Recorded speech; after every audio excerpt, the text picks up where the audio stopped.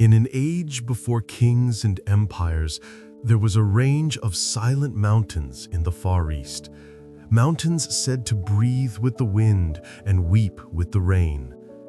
At the heart of those mountains stood a monastery carved into cliffs of white stone. There lived Elias, a wandering monk who had taken a vow of silence so complete that even the trees seemed to lean toward him for secrets. He wore simple robes the color of earth, his feet bare, his eyes bright as morning dew. People said he could listen to the sound of snow melting and understand it. Others believed he could hear the heartbeat of the mountain itself. Elias had come from a distant land after years of war. He had once been a scholar of words, a teacher of logic, but his knowledge had led him into arguments, and arguments into pride. So one day he burned all his books and walked north until only silence would have him. At the base of the mountain lay the village of Merrinvale, a quiet place surrounded by fields of barley and wild lavender. The villagers were kind but fearful, not of war nor famine, but of their own tempers. Quarrels broke out daily over land, over tools, even over the shadows that fences cast. It was said that a serpent of fire lived beneath the earth of Merrinvale, feeding on the anger of men and women. When the people shouted, the serpent grew. When they struck each other, it flamed brighter beneath their homes. No one had ever seen it, but every full moon, smoke rose from the ground and the earth trembled as if something far below were stirring. One evening, as the wind carried screams from the village square up the cliffs, Elias opened his eyes from meditation. The mountain sighed. The monk rose. When Elias reached Merrinvale, two bakers were in the midst of a furious fight. One accused the other of stealing flour. Their faces were red, hands shaking, words sharp as blades. The crowd watched with pleasure, for in this village, anger had become a kind of entertainment. Elias stepped between them and said quietly, "Peace has fled your tongues. Do you wish it back?" They stared. "Who are you to speak to us?" one demanded. "We argue because injustice burns us." Elias smiled gently. "Then perhaps your anger is the fire's meal, and it will burn you next." The villagers laughed mockingly, but as Elias turned away, a deep rumble shook the ground. The smell of ash rose from the earth. The laughter died. That night, Merrinvale could not sleep. The next morning, the sky turned copper. The earth cracked open near the old well, and from its depth came a hiss, not of water, but of something alive. A serpent of flame rose, scales glowing like molten gold, eyes made of coals that breathed. It spoke in a voice of smoke. "You have fed me with your rage. You have called me with your noise. Now I am here to finish the feast." The people fled in terror. Their anger had become flesh. Elias did not run. He stepped forward and bowed to the serpent. "I see your hunger," he said, "but anger has no end, only a mirror. You will burn until you burn yourself." The serpent coiled, laughing. "Then I will start with you, quiet man. Let us see how long silence lasts in the mouth of fire." The serpent spat flame at Elias, But the monk stood unmoved. His robe caught fire, yet he neither flinched nor screamed. The flames curved around him, as if the wind itself bent to protect him. The villagers, watching from afar, whispered, "He does not fight. He does not flee. What kind of man is he?" Elias walked toward the serpent and drew from his pouch a small crystal vial filled with clear water. He said softly, "This is no charm and no potion. It is the reflection of what you refuse to see." He opened the vial and poured the water onto the ground. Where it fell, the earth cooled and quieted, a circle of calm in the chaos of flame. Elias spoke, "Anger feeds upon voice, upon motion, upon the noise of pride. Be still, and it starves." The serpent howled, shaking the mountain. "I cannot be still. I am made of fury." Elias closed his eyes.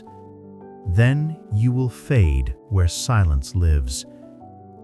He sat cross-legged within the circle, breathing slowly. Each breath cooled the air.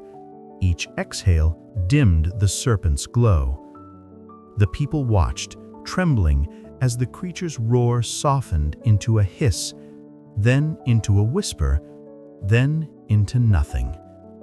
By dusk, only smoke remained, and Elias, motionless, in perfect peace. The villagers approached in awe.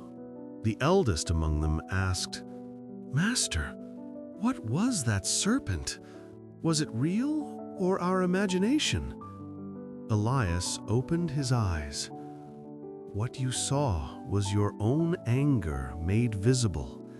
It is born when you let your tongue speak before your heart understands." A woman wept. "Then are we cursed?"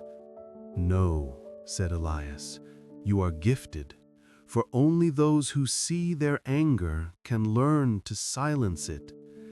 He took the empty vial and handed it to her. "This is your medicine. Fill it not with water, but with quiet.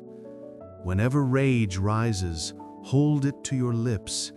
Keep it there until your silence becomes stronger than your fire." The villagers bowed, and Merrinvale fell silent that night, not out of fear, but reverence. Years passed. Elias remained in his mountain cell, meditating.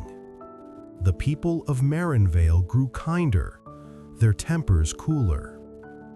But as generations changed, the story of the serpent became a myth told to children until they stopped believing altogether. One winter, a young man named Calen came to the mountain. He was proud, clever, and endlessly angry. His father had died unjustly in a dispute, and his heart burned for vengeance. He found Elias sitting by a frozen stream. "Old monk," Calen said bitterly, "they say you tamed a serpent of fire. Tell me how to kill mine." Elias looked at him, his eyes like still water. "You cannot kill fire with fire, child." Calen spat. "Then you are useless to me." He turned to leave, but Elias called gently, "Wait. If you truly wish to understand anger, come to me at sunrise for 7 days. Bring your silence as your weapon." On the first day, Calen came fuming, his breath fogging the air. "I can't stay silent. My mind screams." Elias smiled, then listened to its echo. On the second day, Calen tried to meditate, but every sound irritated him. A bird's call, the wind, even his own heartbeat. Elias said, "The wind does not disturb the mountain. Why do you let it disturb you?" By the 5th day, Calen wept. "I see my father's face every time I close my eyes. The anger won't die." Elias placed his hand on Calen's chest. "Then do not kill it. Understand it. Beneath every flame is a spark of sorrow." On the 7th day, Calen was silent, truly silent. He sat beside Elias from sunrise to sunset without a word. When he opened his eyes at dusk, the world seemed new, softer, wider. He whispered, "I feel empty." Elias replied, "No, you feel space. That is where peace begins." When Calen returned to Merrinvale, he found the village once again in chaos. Greed had returned, quarrels had multiplied, and deep beneath the earth, the serpent stirred again. This time it was larger. Its body span in the valley, its roar shaking the stars. The villagers screamed for Elias, but the monk was far away, lost in meditation. Calen stood before the serpent alone. The serpent thundered, "Who dares face me now?" Calen raised the crystal vial, the same that Elias had once given to the woman long ago. He whispered, "I do." The serpent laughed. "You think silence will save you, boy?" Calen said nothing. He opened the vial and held it to his lips. The serpent roared flame upon him, yet he did not flinch. His silence deepened until even the fire seemed to lose its sound. He felt no fear, no pride, only a vast calm that spread through him like water through earth. The serpent's flames turned to smoke, its body to dust, its roar to a sigh. And when the people looked again, both Calen and the serpent were gone. Only a pool of still water remained where they had stood. Years later, travelers passing through Merrinvale spoke of a clear pond that never rippled, even in storm. They said if you looked into it with an angry heart, your reflection vanished. But if you came in silence, the water would show you not your face, but your soul. The villagers rebuilt their lives around that pond. They called it the Mirror of Silence. As for Elias, he was last seen walking into the forest, humming softly to himself, a sound gentler than breath, lighter than prayer.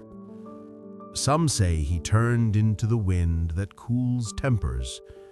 Others say he became the voice that whispers before we shout. Be still. In the end, there was never any magic vial, only awareness.